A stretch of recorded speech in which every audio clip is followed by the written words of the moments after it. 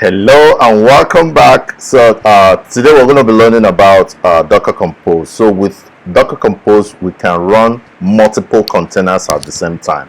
So you can see here we have our Q&A service, we have our LMS.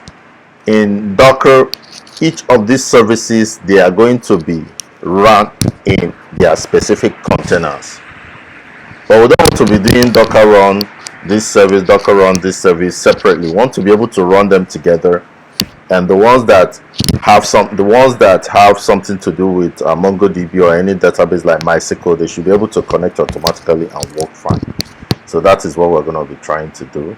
So please, these are what we have now for this Q&A folder. I'm going to close out everything so that it will be very much understandable. Okay, so this is the whole of our services. So our auth file, inside the SRC, we have the index. So this one is running on port 801. So 8001. So I want it to be on port 8002. I'm going to save it. Why? Because I want Q&A, which is the basic app that we are concentrating on, to be on 8001. So I'm going to open Q&A. So this one is already on 8001 and this one is on 8002. So that is cool. So for this auth service, I'm going to open the Docker file. I'm going to make sure that it's also exposing port 8002 and also running on port 8002. So I'll save this. Good. So this is the Docker file for the auth service. So I'm going to close it out. Okay, whereas the index.js for the Q&A is on 8001, so I want the Docker file to be also on 8001. So this is cool. This is perfect. Okay, so now we're going to create the Docker Compose file that we can use to run multiple containers together, because we want to be able to run all these files together with the MongoDB, because we know that we've already connected this to MongoDB. Okay, so in order for us to do that, we need to create a Docker Compose file, and this Docker Compose file is going to be a YAML file, YAML. So it's going to show the steps that we can use to run multiple containers together. And in order for us to do that, I'm going to quickly make sure that I click inside this. This is the Microservices folder, the root folder, the general root folder. I'm going to create a file, and the name of the file is going to be docker-compose.yaml or YML.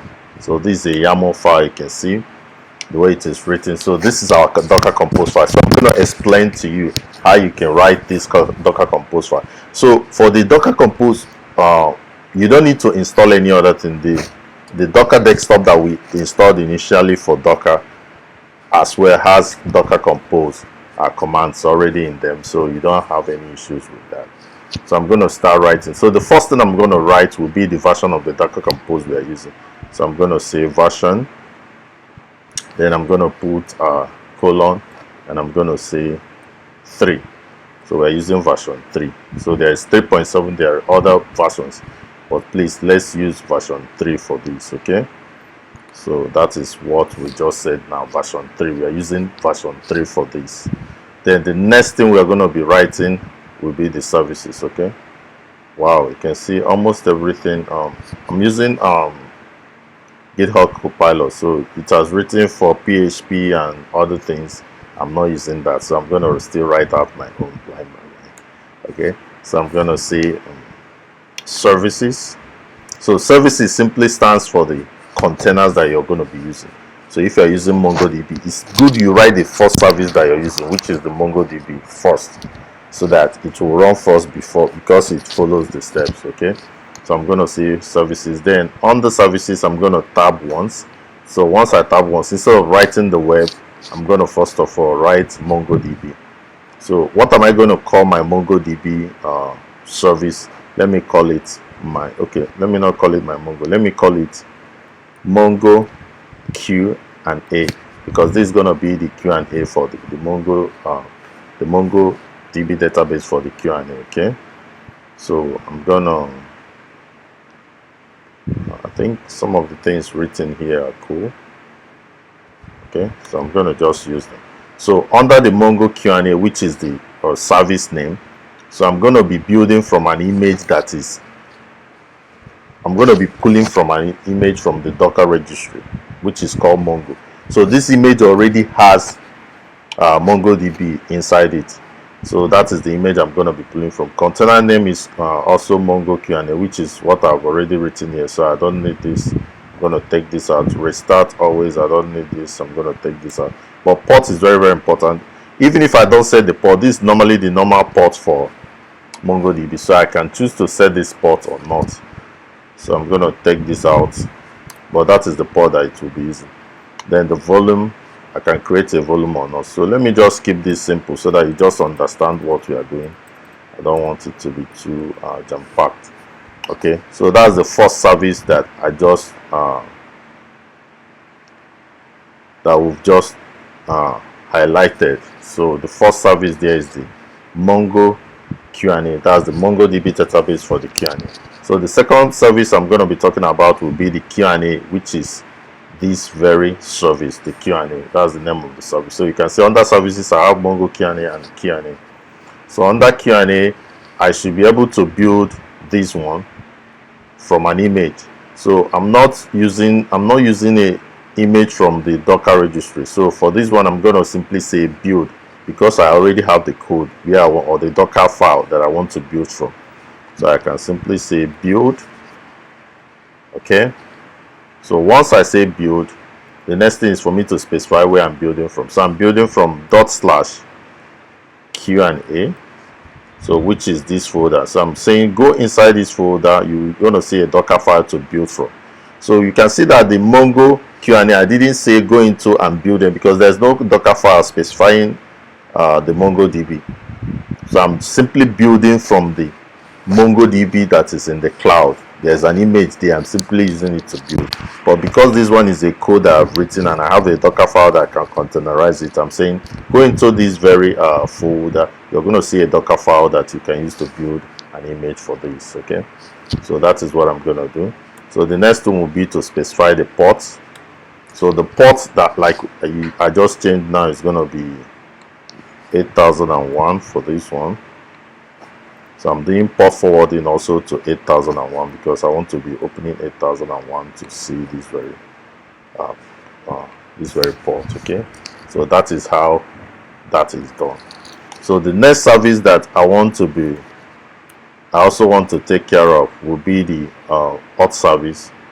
So you can see it's already telling me that I can also do the UI, which is the front end of the Q&A, but that's not what I want. So I want the auth service. So I'm going to say auth. So once I say auth, I'm going to be building auth from ./auth, which is this folder, and I'm going to be leaving it at listening at port 802 and be exposing port 802, which is already what I want to do. So that is what you have in your YAML file for the Docker Compose. So with this, we're already okay for this. So once I do Docker Compose up, I should be able to run all these services together. But if I run it now this is the MongoDB that I'm looking at. So in order for my file to work very well, I have to go back into this Q&A. So first of all, I'm going to save this. Then I go back into Q&A.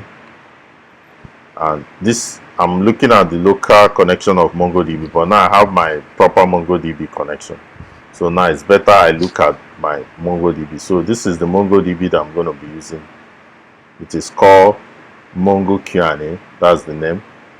So that's where I'm going to be looking at now. So instead of looking at localhost here, I'm going to take out this localhost and I'm going to fix up this Mongo Q&A so that this connection is now connecting to the MongoDB image that is drawn from the Docker Hub.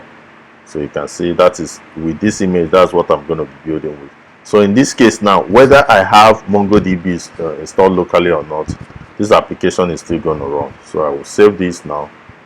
Then I will try to go and run this application. So I'm going to come back here and do Ctrl+C to stop everything.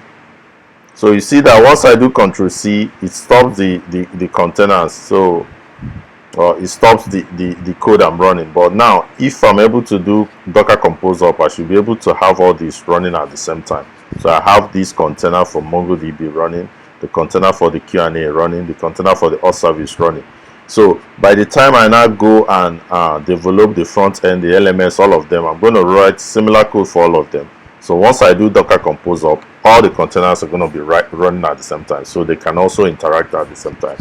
So that is what you expect to be happening in the production level. So down here, I'm going to simply say, I'm going to make sure that I see the dot to go out of the Q&A and be in the microservice, because it's in the microservice root folder. That's where I have the Docker Compose YAML file. So in here, I'm going to simply say, so I'll make sure I save this file. So I'm going to simply say docker-compose up. That's how you run it. So if you want to run the Docker Compose YAML file that runs multiple containers, you use the command docker compose up.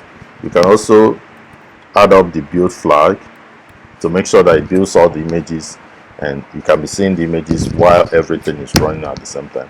And if you want to kill it up, you can simply say docker compose down. So but I'm going to do docker compose up, and I'm going to be using the build flag. So let's see whether this is going to work. Okay, so you can see pulling Mongo Q&A is now pulling this image from Docker registry in order to build a MongoDB image. So once it's done with that, it's gonna build this Q&A and build the auth. Okay, and if it's doing this, it's gonna be caching it so that the next time you're gonna do Docker Compose up, it's not gonna take as much time as this first one. So this first one normally takes time, but as it's working, it's gonna be cached, and next one is done. So you can see this is a simple way you can use to write your Docker Compose YAML file. Just the version of the Docker Compose you're using, the services, you specify all of them. So we go from the basic service, which is the MongoDB should be off first, then the Q&A, then the auth, then so it has to be in that order. The most basic service, that other one depends. So we are starting the MongoDB because the Q&A depends on the MongoDB for it to run. Okay, but if you want to change it, you can also put MongoDB here, down here. But in that case, if you write the Q&A, you're going to use another command known as depends. So once you say depends on the MongoDB, then it's going to know that before it builds it, it has to know that the MongoDB service is supposed to be up here. But it's better you just write it in the order that it should be in, so that it makes the work easier for you. Okay, so the Docker Compose is trying to do what it should do, and once it's done, then our application should be up. So please, if you liked my videos, please hit the subscribe button, so that anytime I release a video, you're gonna be the first to see them, or anytime I release videos, you should be the first to see them. So always give thumbs up to my videos. If you have any questions and concerns, drop them in the comment section. Okay, so let's wait for this Docker Compose up to be done. Then we'll check out the messages in the console. Okay, so like I said, when we'll now fully develop the other services, the same way we're going to write them down here, the various services. So you can check out the indentation. Very, very important. This is how you write a YAML. This is a YAML file, YML file. That is how you indent them. Is mostly like Python, unlike what you have when you write a JSON file. So this is a YAML file. So you use a YAML file mostly for automating. If you want to automate action, if you want to write script that automates actions, so you use YAML files. So even when you want to write, you want to deploy, so CI/CD files and all the rest, all of them are mostly written in this form of YAML file. So it's a key value pair, but this is how you have to use indentation. And if you have commands that are under another command, then they have to be indented.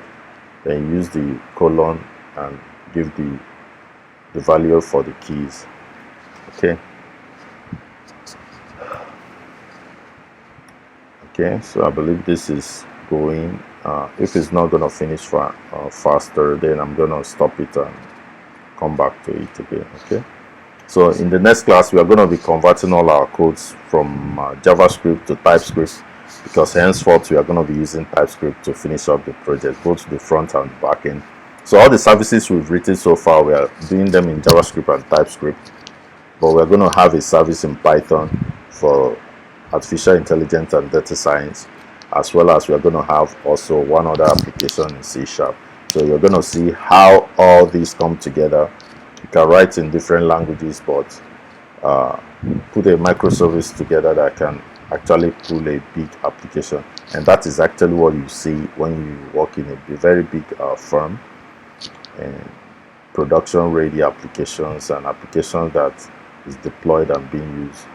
You see the way they work in real life. Okay, so please, if you're enjoying this, hit the subscribe button so that anytime I upload any new video, you'll be the first to see them. Thank you. See you when I see you.